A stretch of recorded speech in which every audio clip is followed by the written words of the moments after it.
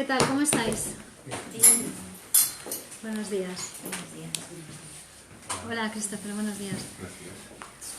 Bueno, estamos entonces en el curso sobre la interpretación de los sueños de Sigmund Freud, el grupo de las 11, y hoy vamos a estudiar algunos sueños típicos que nos había quedado para terminar el capítulo de material y fuentes de los sueños, y vamos a comenzar a estudiar el trabajo del sueño, que es un capítulo esencial, central de la interpretación de los sueños, porque nos habla del trabajo real que hace el sueño. Entonces es interesante que lo veamos muy bien y que vayamos entendiendo muy bien el trabajo del sueño, ese capítulo en el que vamos a entrar. Hola, John Jairo Silva, ¿cómo estás? Bienvenidos.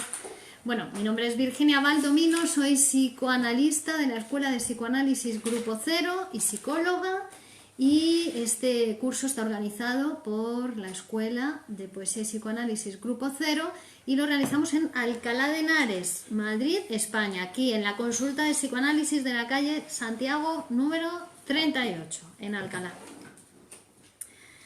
Entonces vamos a ver algunos sueños típicos que nos trae Freud, como por ejemplo el sueño de avergonzamiento ante la propia desnudez. Es un sueño donde el soñante se ve desnudo frente a personas extrañas, desnudo o mal vestido, ¿no? Sale descalzo o con las zapatillas de andar por casa, o le falta alguna prenda de vestir, o va vestido raro, ¿no? Y entonces se ve así frente a personas extrañas.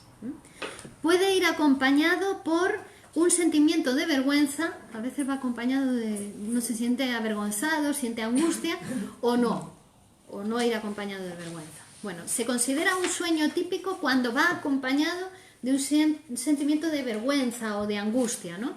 Y uno trata de salir corriendo de la situación, o escapar, o huir, pero no puede. Se siente como paralizado y lo intenta, pero no puede huir, no puede hacer movimiento alguno. También se ha observado que, por ejemplo, cuando es soñado por personas, por ejemplo, un militar, ¿no? También hay una variante del sueño que es que le falta algo del uniforme reglamentario o algo así, ¿no? También puede darse. Generalmente el grado de desnudez es impreciso y normalmente el grado de vergüenza que siente el soñante es muy superior al que estaría justificado por la desnudez que tiene en el sueño. Las personas ante las que nos avergonzamos en el sueño son personas desconocidas o de fisonomía indeterminada. No se sabe muy bien quiénes son. Y otro carácter del sueño es que jamás nadie de esas personas nos hace reproche alguno. Nadie casi ni se percata de nosotros en el sueño. Y ahí está la contradicción, ¿no? Esa la angustia que se siente o la vergüenza que se siente en el sueño frente a las personas que están ahí, pues no prestan atención. A ver, aquí nos saludan John Jairo Silva, Antonio González, Marcela Martínez, Henry Asef, Ibeni, Yanko. Hola, guapa. Bueno, en este sueño ha actuado la censura, como en todos los sueños. Pero este tipo de sueños se hallan basados en recuerdos de la más tierna infancia. Porque solamente en esa época infantil sentimos, o mejor dicho, íbamos desnudos, éramos vistos desnudos, tanto por nuestros familiares como por personas extrañas que venían a la casa, ¿no? De mamá y de papá, y el bebé estaba ahí desnudito, o el niño, sin que eso nos causara vergüenza ninguna en la infancia. Eso no nos causa, a los niños no les causa vergüenza que les vean desnudos. Es más, generalmente los niños muestran una veleidad exhibicionista. Van mostrando por ahí su cosita por la casa, mira mamá, mira papá, y les encanta, se ríen, juegan para acá, para allá. En la literatura, dice Freud, siempre suele haber el caso de algún viajero que llega a un pueblo y el niño se sube las faldas para mostrarle, ¿no?, como un regalo su órgano genital, o sea, los niños tienen ese carácter exhibicionista. Hasta que van siendo corregidos en su proceder, en su conducta, en su comportamiento, ¿no? A partir de cierta edad ya el papá o la mamá le empieza a decir, no, eso no se hace, no, niño, eso no se muestra, no te bajes el pantalón, no te subas la faldita, ¿no? Les van corrigiendo. Y entonces en estos momentos donde ya los padres empiezan a corregirles, es cuando aparecen en los niños el sentimiento de vergüenza, de pudor, ¿no? De angustia frente a la propia desnudez. Suelen hacer con los diques a la sexualidad infantil, ¿no? Uno de ellos es la vergüenza, otro de ellos es el asco y otro de ellos es la moral. Porque el niño no tiene vergüenza, no siente asco, no tiene moral, ¿no? Esa moral del niño. Pero a partir aproximadamente de los 3 añitos o así, empiezan a aparecer los diques a la sexualidad infantil. Antes, como decimos, no siente vergüenza, es exhibicionista. O no siente asco, hasta puede jugar con su propia caquita, tocarla o pintar en la pared, ¿no? Las tendencias después a los futuros pintores, Antonio, que pinta la pared con la caca, ¿no?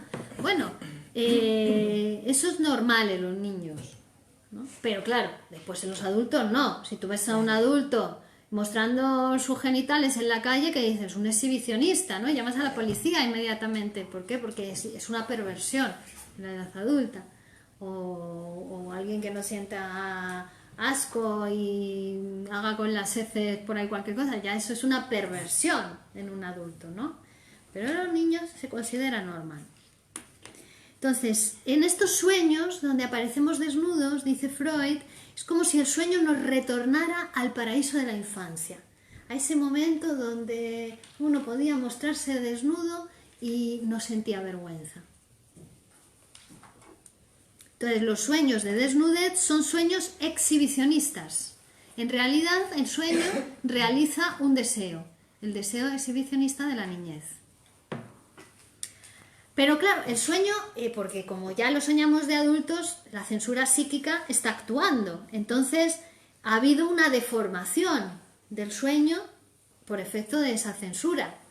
Entonces, por eso no vemos al niño, no nos vemos de niños desnudos, nos vemos de adultos desnudos en el sueño. Ya, eso fue una deformación por efecto de la censura. Y también se produce una operación que es muy común en los sueños y que se llama la transformación en lo contrario. Que por ejemplo en el sueño sería el niño frente al que se desnudaba y se exhibía sus genitales cuando era niño, era ante papá o ante mamá, ¿no? Y sin embargo en el sueño hay una transformación en lo contrario, porque es muchas personas o un grupo de personas desconocidas. ¿Ves? De uno ha pasado a un grupo y de conocido, papá o mamá, a desconocidos.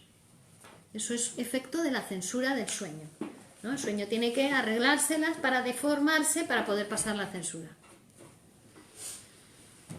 Entonces, como ya vimos, el aparato psíquico está dividido en una parte consciente y en una parte inconsciente, ¿no?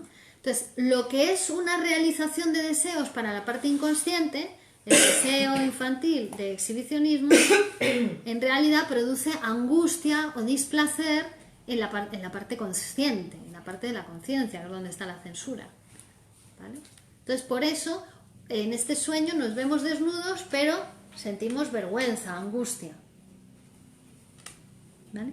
Y la sensación de estar paralizados, ¿no? De querer escapar de la situación, de querer huir, pero no poder, viene de ese conflicto de la voluntad, ¿no? Es como si por una parte del aparato psíquico quisiera seguir realizando el deseo exhibicionista y otra parte del aparato psíquico, que sería la censura, quiere interrumpirlo. Y de ahí esa sensación de parálisis, ¿no? De no poder hacer nada, porque están las dos fuerzas psíquicas en oposición. Bueno, este es un sueño típico. Sueño típico quiere decir que lo sueñan muchas personas, que lo han soñado y lo siguen soñando muchas personas, ¿vale? Vamos a ver otro ahora, que es el sueño de la muerte de personas queridas. Es otro sueño típico, que generalmente todo el mundo tiene en algún momento de su vida. Entonces, es un sueño donde el contenido del sueño es que muere algún familiar, alguien querido, ¿no? El padre, la madre, el hermano, el hijo, muere en el sueño. Pueden ir acompañados estos sueños de dolor, de desconsuelo, de aflicción, o no. Pueden darse el sueño sin que vaya acompañado de sentimiento ninguno. En el caso de que no vaya acompañado de sentimiento, no se considera un sueño típico, ¿no? Hay que interpretarlo porque puede significar cualquier cosa. Por ejemplo, el sueño que vimos aquí de esta muchacha joven que sueña que se muere su sobrino, al que ella quiere muchísimo.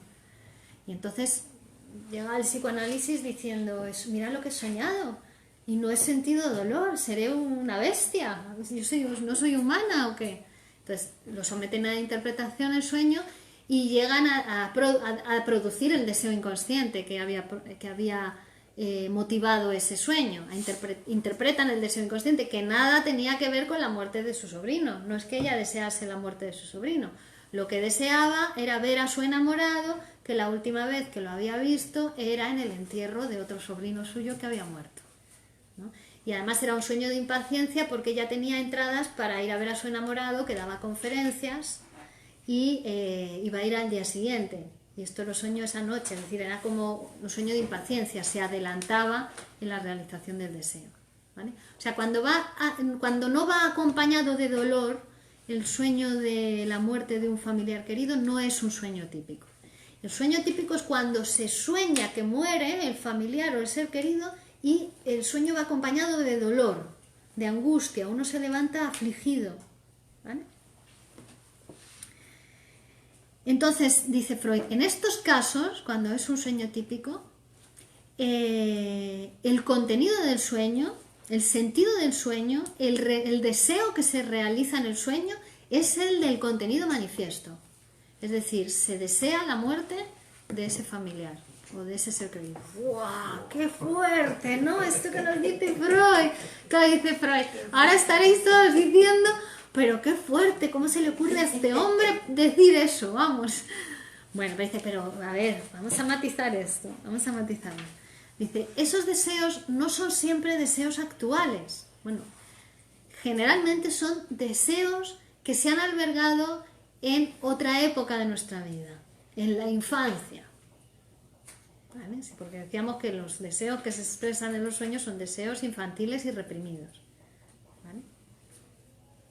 Es decir, son deseos que pueden ser pasados, agotados, que ya están reprimidos, están olvidados por nosotros, pero que siguen vivos en nuestro inconsciente. Y por eso, en los sueños, permanecen vivos. Y cuando tienes un sueño que y es como si lo volvieras a vivir otra vez, también entraría aquí, que te levantas con la misma angustia como si acabara de pasar. ¿Sería el mismo tipo de sueño de muerte? Si aparece acompañado de angustia y dolor. Vamos a ver cómo son estos sueños. Y cuando sueñas que alguien se muere pero que no pertenece a tu infancia, alguien más reciente. ¿Y también va acompañado de dolor? Sí. También tiene que ver con un deseo. Hay que interpretarlo porque en ese caso puede ser que haya tomado, que haya habido ha cambiado el personaje, pero por acción de la censura del sueño. Si en la asociación libre tendrá que aparecerá la conexión de por qué aparece ese personaje en el sueño manifiesto, cómo está conectado con los deseos infantiles. Siempre depende luego de lo que diga el soñante en la asociación libre, ¿no?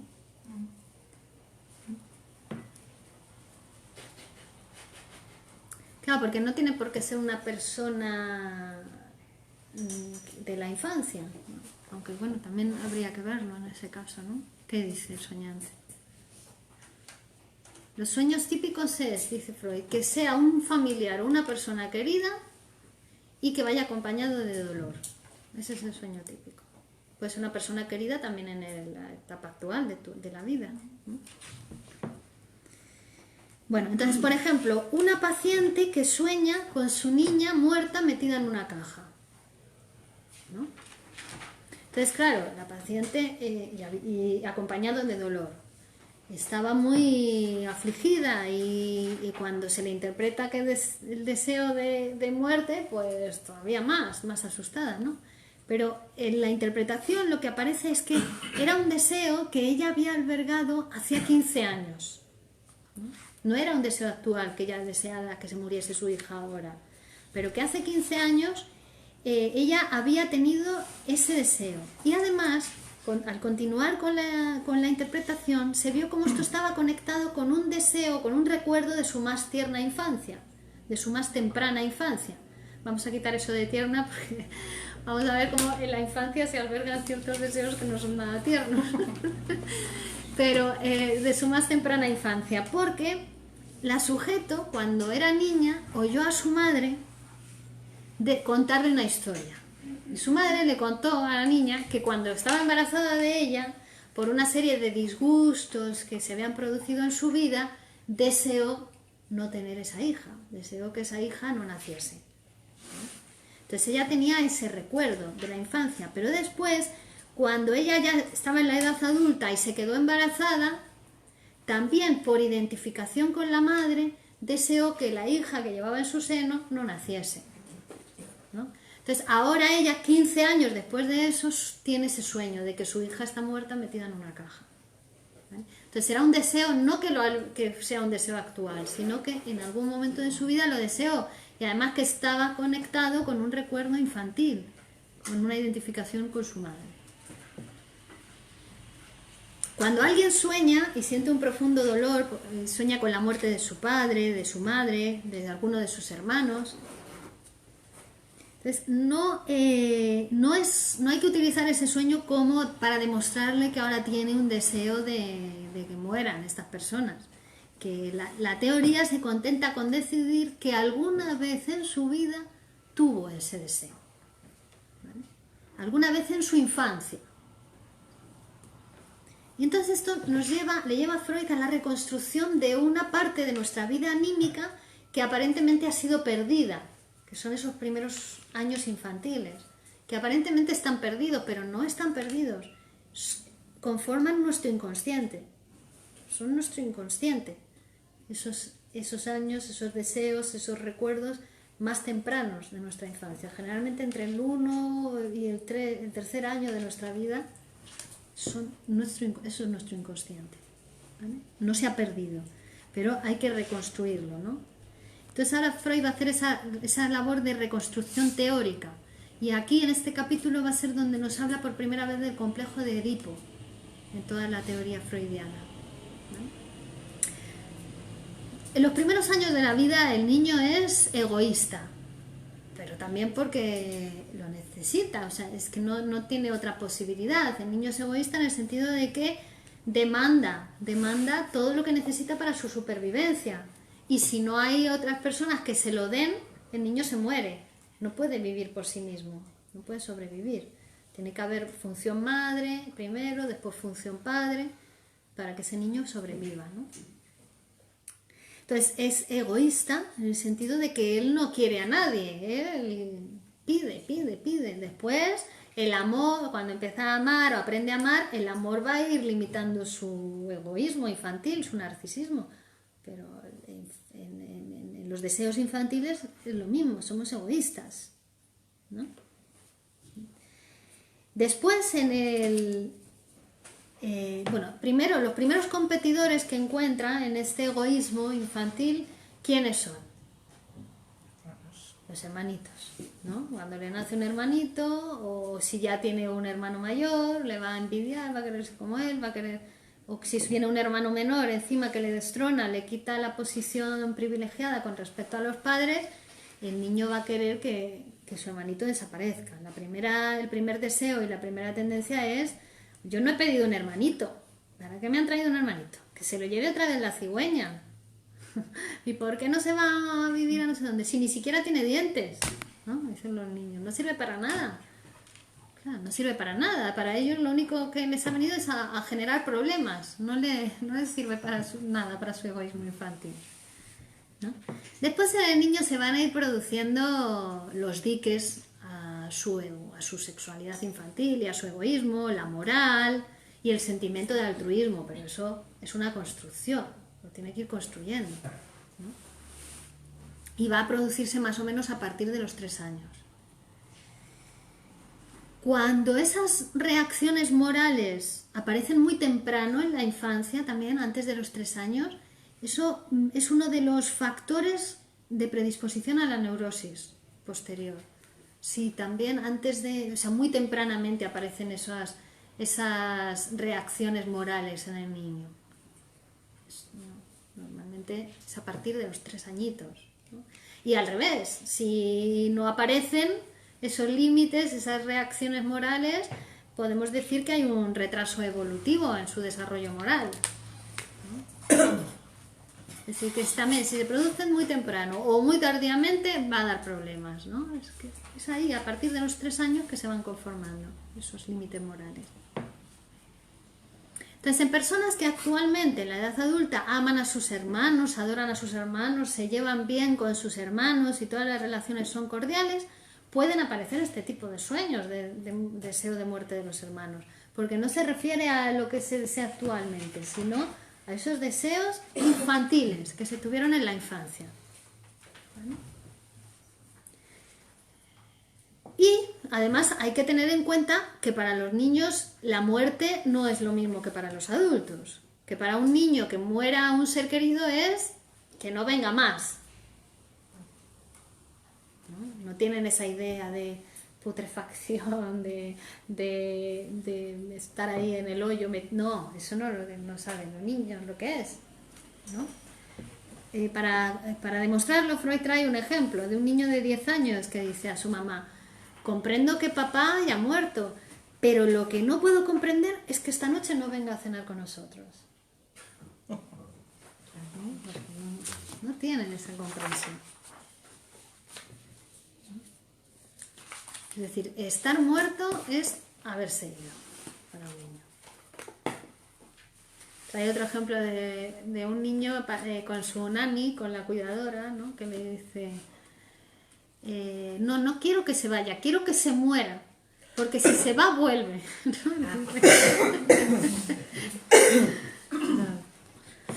Bueno, entonces, esto que son deseos infantiles, si ponéis vuestra escucha en cualquier niño, lo dicen en cualquier momento, a cualquier hora y en cualquier lugar. Lo que pasa que normalmente pasa inadvertido por la negación que hacemos los adultos de esos deseos infantiles, ¿no? Como en el adulto están tan reprimidos, no se puede ni pensar que el niño pueda tener esos deseos, pero sí, lo pasa, y nosotros también los tuvimos, pero están reprimidos en nosotros, ¿no? Tanto esos deseos como los deseos de muerte hacia los padres. Esto todavía son como más chocantes, porque dice, pero si el niño es egoísta y los padres lo único que hacen es satisfacer sus demandas y sus deseos, ¿cómo va a desear la muerte de los padres, el niño? Bueno, pues sí, porque generalmente el niño y la niña ven en el padre o en la madre un rival con respecto al amor del otro progenitor, ¿no? En la mitología y en la historia hay un montón de historias y un montón de cuentos y de leyendas que nos hablan de esto, o de la devoración de los padres a los hijos, como Zeus o Cronos, ¿no? Y también se ve como cuanto más ilimitado era el poder del padre, más poderoso era el padre, más enemistad producía eso en el hijo, que esperaba o deseaba la muerte del padre, ¿no? Para poder liberarse de ese yugo, de esa dictadura paternal, ¿no?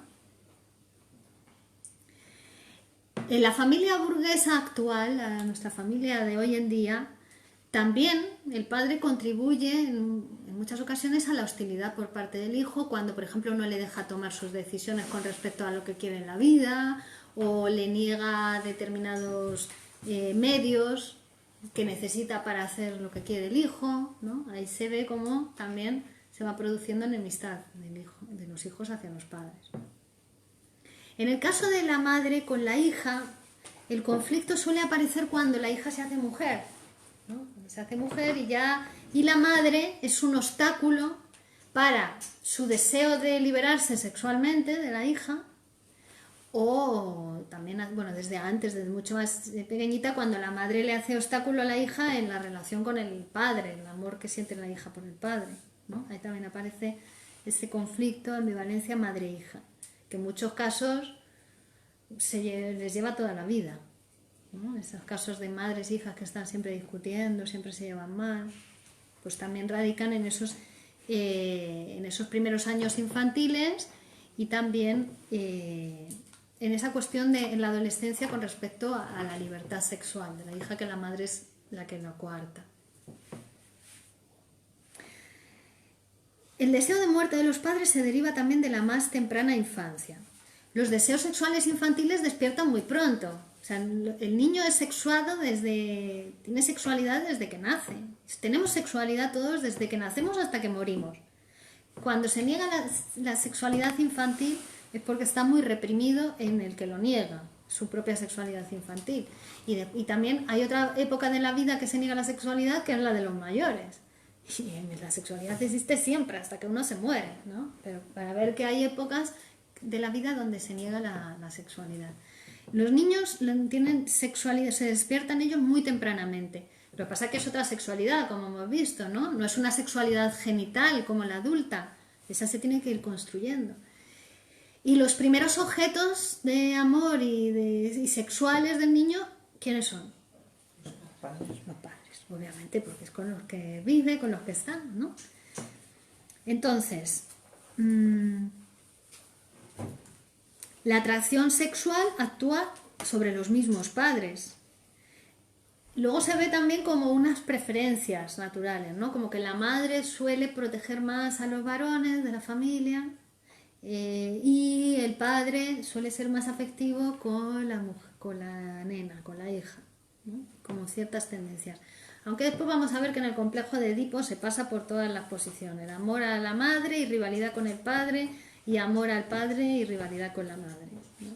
Son necesarias para constituirnos como hombre, mujer, padre y madre, cada uno de nosotros. Bueno, por ejemplo, una niña de menos de 4 años que dice: mamá puede irse ya, papá se casará conmigo, yo quiero ser su mujer. ¿No? Sí, lo dicen. Claro, lo dicen tal cual. Los niños estos, si escucháis a esas edades de 4 años, están con eso. 2, 3, 4 años. Toda su energía psíquica, toda su construcción psíquica está en eso. Entonces lo dicen a cada rato. O el niño que ha dormido con su madre en la cama porque su papá se ha ido de viaje por motivos de trabajo y la madre se lo lleva a la cama, cosa que yo desaconsejo totalmente, ¿no? Desaconsejamos los psicoanalistas lo de dormir con los niños en la cama. Pero cuando regresa el padre, entonces el niño, claro, vuelve a su cama. Entonces ahí el niño pilla una hostilidad porque, claro, él dice: ¿y por qué no se va papá otra vez? Y que no vuelva, ¿no? Desea que su padre desaparezca. Porque cuando no está su padre, él duerme con su mamá, y cuando duerme con su mamá, pues se despiertan muchas sensaciones y una cuestión sexual, ¿vale? Que los niños sí tienen sexualidad. Y a veces además esos encuentros hacen que los niños se despierten ellos, se les anticipe una sexualidad no correspondiente a la época en la que se encuentran, al momento de desarrollo evolutivo en el que se encuentran. Bueno, entonces el enamoramiento de los niños por su padre y por su madre y el odio al otro progenitor forman parte de esos sentimientos psíquicos constituidos en la infancia. Y para apoyar esto, Freud nos va a traer una leyenda de la antigüedad, ¿no? Que es la leyenda de Edipo. Por eso se va a llamar, bueno, es la primera vez que en la interpretación de los sueños, como os decía, Freud nos habla del complejo de Edipo, que lo toma de esta leyenda, ese nombre, para explicar lo que nos pasa a los niños, lo que nos pasa a los seres humanos, cuando pasamos de ser animalitos, cachorritos de la especie humana, para pasar a ser sujetos psíquicos y sociales, civilizados, ¿no? Que nos podamos relacionar con otros seres humanos que no sean nuestros padres o nuestros familiares, ¿no? Ese paso de la animalidad a la cultura a la civilización, a la humanidad, es lo que se conoce como complejo de Edipo. Y ahí pasan toda una serie de operaciones psíquicas, ¿vale? Pero nos va a contar la leyenda de Edipo para que veamos por qué la toma Freud, ¿no? Para hacer referencia precisamente a todos estos sentimientos del niño hacia los progenitores. Bueno, es una leyenda que toma del drama de Sófocles, ¿no? En la que Edipo es el hijo de Layo. El hijo de Layo, que es el rey de Tebas y de Yocasta. Pero cuando Yocasta estaba embarazada, consultaron al oráculo y el oráculo predice que ese hijo que Yocasta lleva en su seno va a ser un asesino. Entonces los reyes, Layo y Yocasta, los reyes de Tebas, deciden abandonar al niño y lo abandonan en el monte Citerón. Unos pastores ven al niño y lo recogen y se lo llevan al reino de Corinto y se lo entregan al rey de Corinto. El rey lo toma, le gusta mucho el niño y dice, lo voy a tomar como hijo, y lo educa como un príncipe. Deseoso de conocer su verdadero origen, Edipo, cuando ya tiene unos añitos, consulta a un oráculo y el oráculo le dice, no vuelvas nunca a tu patria porque estás destinado a matar a tu padre y a casarte con tu madre. Entonces dice Edipo que creía que su patria era el reino de Corinto, donde había crecido. Entonces dice, tengo que huir, me voy de aquí, no quiero cometer esos crímenes, ¿no? Y huye de su patria.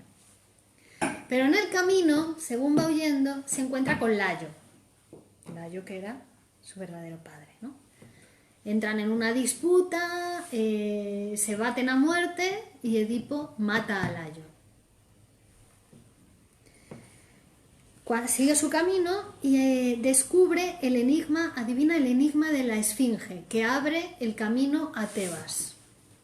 Y se le abre el camino a Tebas. Y los tebanos, muy felices y muy contentos, le conceden la mano de Yocasta, como forma de honrarle lo que había hecho, descubrir el oráculo de la esfinge, el enigma.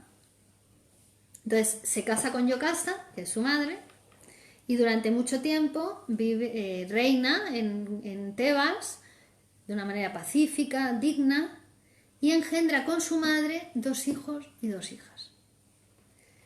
Bueno, pero llega un tiempo donde la peste asola la ciudad de Tebas y está muriendo muchísima gente por causa de la peste. Entonces los tebanos deciden consultar el oráculo a ver qué está pasando. Y el oráculo, y ahí es donde comienza verdaderamente la tragedia de Sófocles, porque el oráculo les dice a los mensajeros que le lleven este mensaje al rey, y que es que la peste cesará en el momento en que sea expulsado del territorio nacional el asesino de Layo. ¿Pero dónde encontrar al asesino de Layo? ¿No? Y ahí se va desarrollando la acción de la tragedia, que consiste en el descubrimiento paulatino que hace Edipo de que realmente es el asesino de Layo y que se ha casado con su madre, Yocasta. Bueno, horrorizado, Edipo, cuando descubre todo esto, se arranca los ojos y huye de Tebas. Es decir, la predicción del oráculo se había cumplido. ¿Ves? Y bueno, todos somos ese Edipo, en alguna medida, porque esos deseos infantiles perviven en nuestro inconsciente, ¿no? Es decir, que cuando para ser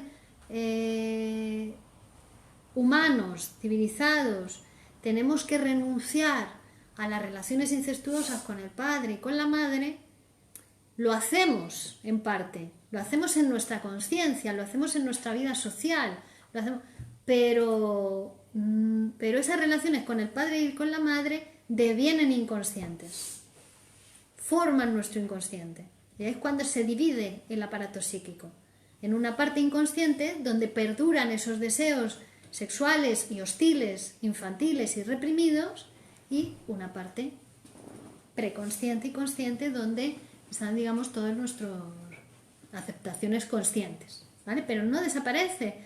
Esa vida anímica que ha sido perdida de los primeros años de nuestra vida no ha desaparecido. Está en nuestro inconsciente, conforma nuestro inconsciente, nuestros deseos inconscientes, ¿vale? Que después reviven en nuestros sueños. Pero veis, era como la frase que decía Platón, ¿no? El hombre bondadoso se conforma con soñar lo que el perverso hace en la realidad, o lo que el criminal hace en la realidad. En estos sueños, donde aparece entonces la muerte de familiares queridos, ¿por qué ha pasado al contenido manifiesto la muerte del familiar? Una cosa tan repudiada por nosotros, tan reprimida en nosotros. Bueno, pues precisamente por eso, porque es una idea que ni siquiera, que la vivimos como totalmente ajena o extraña a nosotros. ¿Cómo voy a desear yo eso? Ni en sueños podría yo imaginarme eso, ¿no? Por eso puede pasar al contenido manifiesto tal cual, porque nadie piensa que pudiera albergar ese deseo. Pero además luego lo que hace, ese deseo reprimido recibe el apoyo de un resto diurno, de un resto del día anterior al sueño, generalmente, que tiene que ver con preocupaciones que hemos tenido en la vigilia sobre ese familiar, porque sobre su salud, o de que le vaya bien, o que no le pase algo malo. Entonces el sueño también, en las ideas latentes, cuando se empieza a asociar sobre ese sueño, se ve que ha tomado como resto diurno esa preocupación del día anterior al sueño. ¿Vale? Este es el sueño entonces de muerte de familiares y personas queridas, con el que nos ha llevado Freud a hablar por primera vez del complejo de Edipo, ¿vale? Y de estos deseos sexuales y hostiles, infantiles y reprimidos. Todos los sueños son egoístas, también en ese sentido de que expresan un deseo infantil. Son egoístas, siempre se realiza un deseo del yo. Y además vamos a ver más adelante cómo todos los personajes del sueño son el soñante. Bueno, otros sueños típicos. Vamos de ahora.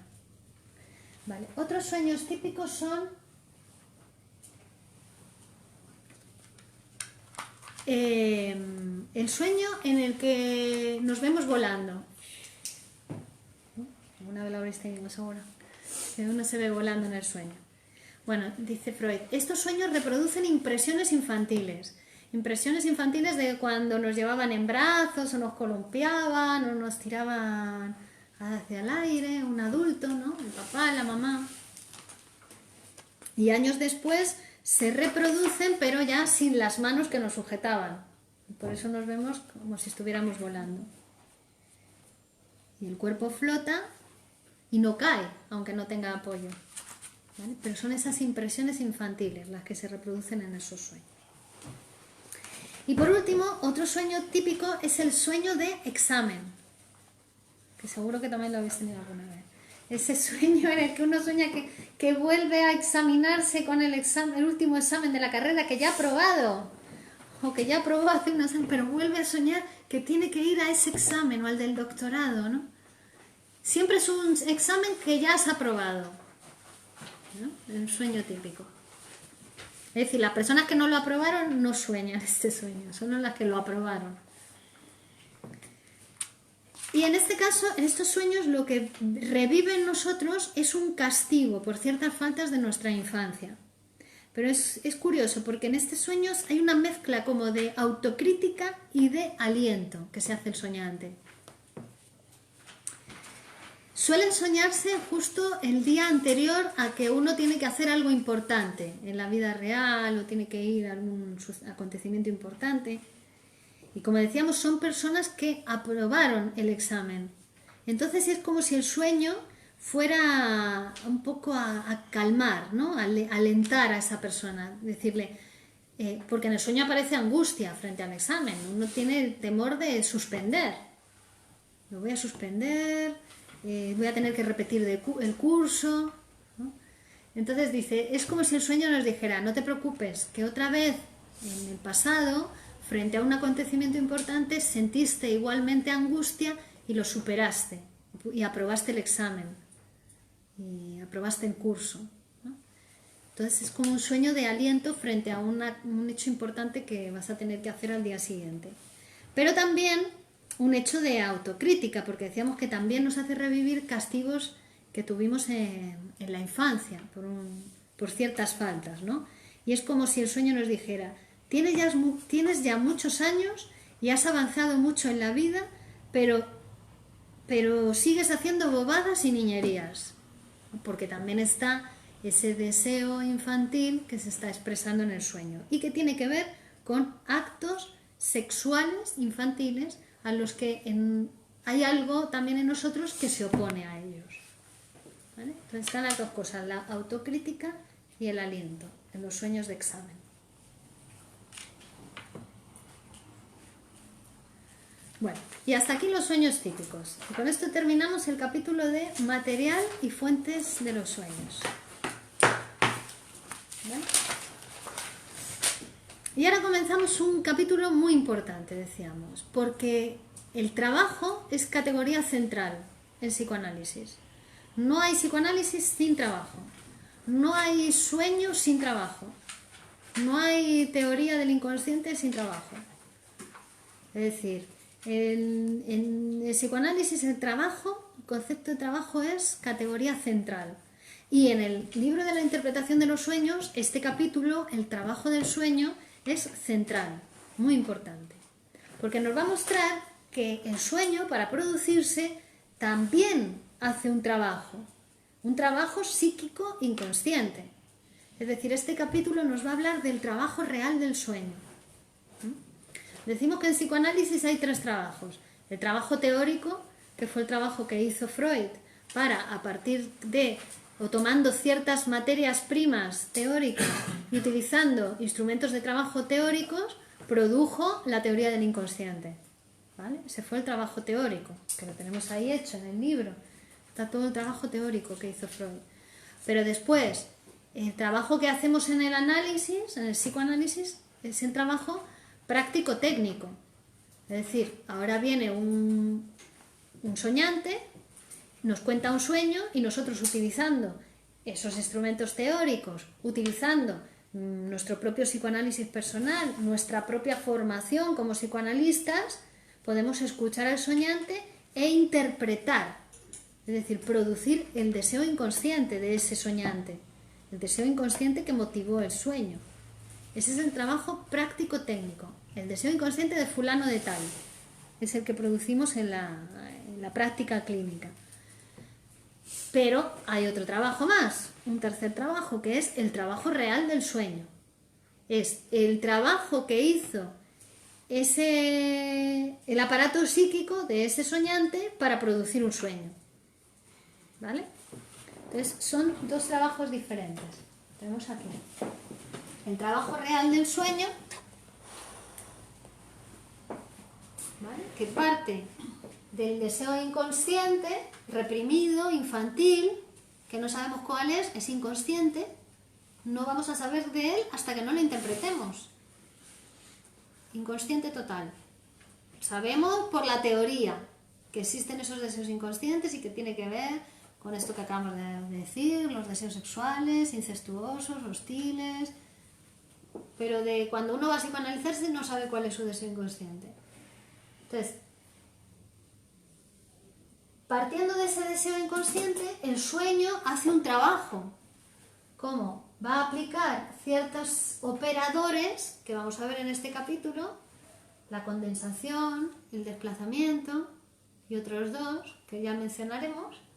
¿Para qué? Para deformar ese deseo inconsciente, porque aquí está la censura y el deseo inconsciente no puede pasar a la conciencia por efecto de esa censura. Entonces se tiene que deformar con estos operadores, condensación y desplazamiento fundamentalmente. Y eso va a dar lugar al sueño manifiesto, al sueño que nosotros recordamos cuando nos despertamos y que no entendemos, o que es absurdo, o que tiene una apariencia X. ¿Vale? Ese es el trabajo real del sueño. Después en el análisis hacemos el trabajo contrario, o sea, iríamos desde aquí para allá.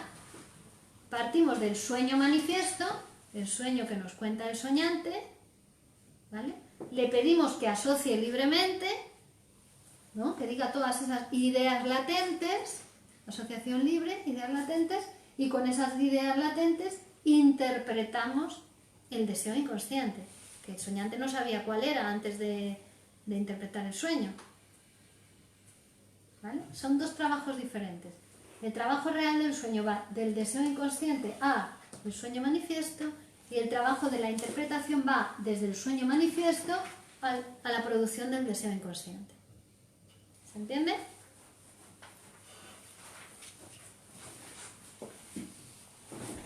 Vale. Que acordaros que aquí está esta barrera de la represión, esto es la represión que impide que lo inconsciente pase al preconsciente.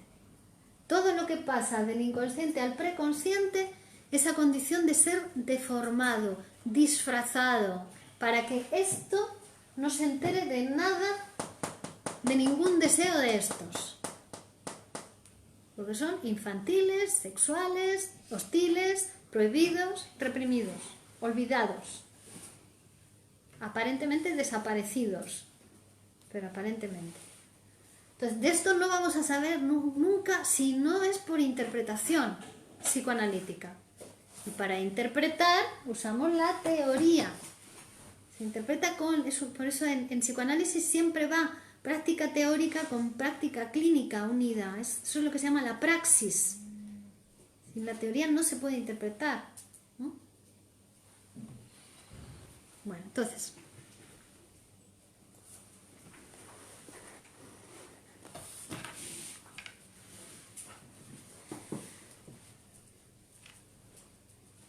hasta el momento en que Freud escribe la interpretación de los sueños, en el año 1900, todos los intentos de interpretar un sueño partían del contenido manifiesto. Es decir, los métodos populares que vimos de interpretación de los sueños, ¿de qué partían? Del sueño que contaba el soñante, ¿no? Vimos el método del desciframiento o el método simbólico, los ejemplos que hay en la Biblia también de interpretación de los sueños. El soñante decía: he soñado con 7 vacas gordas y 7 vacas flacas. Y a partir de eso, lo onirocrítico decía: son 7 años de bonanza y 7 años de pobreza. Pero partía del contenido manifiesto, de lo que contaba el soñante. Freud va a ser el primero que utilice por primera vez un material nuevo para interpretar. ¿Que ese material nuevo cuál es? Las ideas latentes. Freud es el primero que le pide al soñante que hable, asocie libremente, diga todo lo que se le pasa por la cabeza. Freud es el primero que pide a la mujer que hable, que diga todo lo que se le ocurra. La mujer lo tenía más prohibido que el hombre todavía hablar. Entonces, es el primero que va a trabajar con otro material para interpretar el sueño. No con el contenido manifiesto, sino con todas las ideas latentes que nos va proporcionando el soñante mediante la asociación libre. Y con esas ideas latentes son con las que vamos a poder interpretar. Es decir, si el soñante cuenta un sueño, pero no asocia libremente sobre el sueño, no podemos hacer interpretación. Tiene que asociar, tiene que dar toda esa materia prima para poder hacer la interpretación. ¿Vale?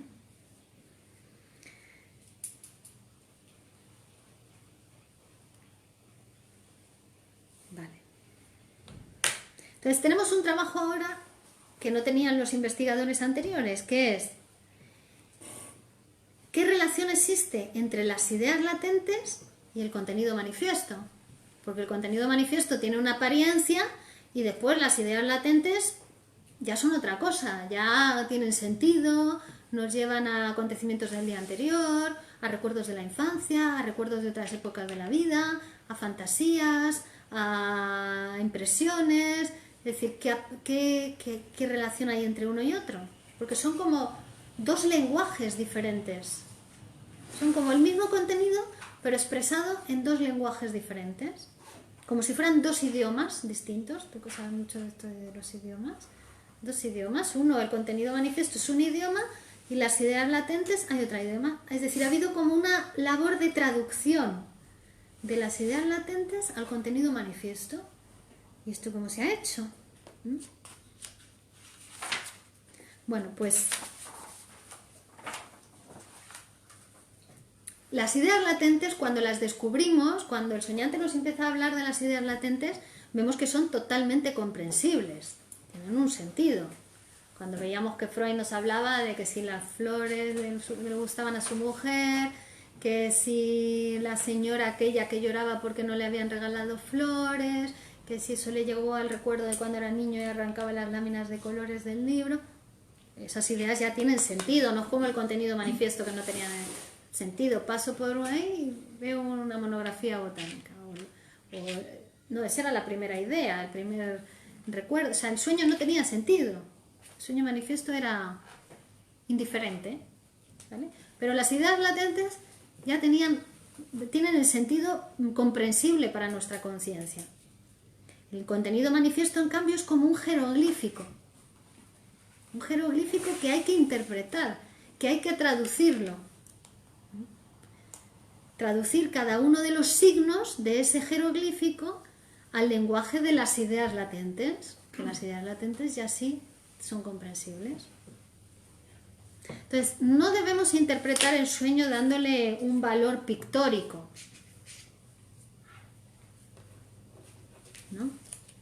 Por ejemplo, como imaginemos un jeroglífico de estos que aparecen en los pasatiempos, ¿no?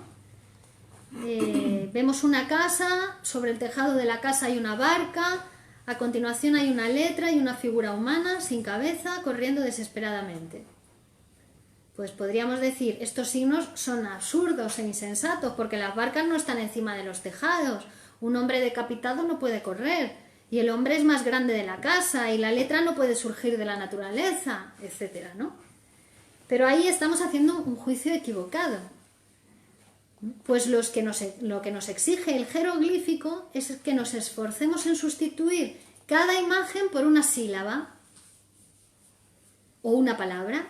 El jeroglífico nos manda a hacer ese ejercicio. Una sílaba o una palabra que pueden estar representadas por esa imagen. Entonces después la yuxtaposición de palabras o de sílabas, al reunirse, va a tener un sentido. Incluso puede ser una frase bella, ¿no? En un jeroglífico. Pues lo mismo con el sueño. El sueño es como una especie de jeroglífico, ¿no? Entonces, los predecesores en el estudio de los sueños, los predecesores a Freud, se tomaban el sueño manifiesto, hacían así como hacían esto, no puede ser porque una barca no puede estar encima de un tejado, no sé qué, lo tomaban literal, ¿no? Pero nosotros no lo vamos a tomar literal, vamos a hacer una traducción de ese lenguaje del sueño manifiesto al lenguaje de las ideas latentes. Entonces podemos reconstruir que hubo un trabajo inconsciente también para pasar de las ideas latentes, ¿no? El trabajo real del sueño, hubo un trabajo inconsciente para pasar de las ideas latentes al sueño manifiesto, ¿no? Donde ahí es donde van a operar la condensación y el desplazamiento, que actuaron sobre las ideas latentes para pasar al sueño manifiesto. Entonces, en estas clases que vamos a dar a partir de ahora, vamos a estudiar con precisión esos trabajadores, esos operadores inconscientes, ¿vale?, que realizó el sueño para transformar las ideas latentes que estarían aquí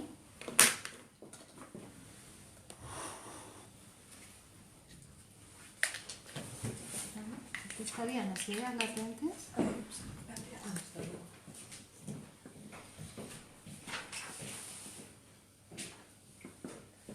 al sueño manifiesto. ¿Qué trabajo hizo el aparato psíquico? ¿Qué trabajo hizo el sueño, el trabajo inconsciente, para pasar de las ideas latentes al sueño manifiesto? Eso es lo que vamos a ver ahora.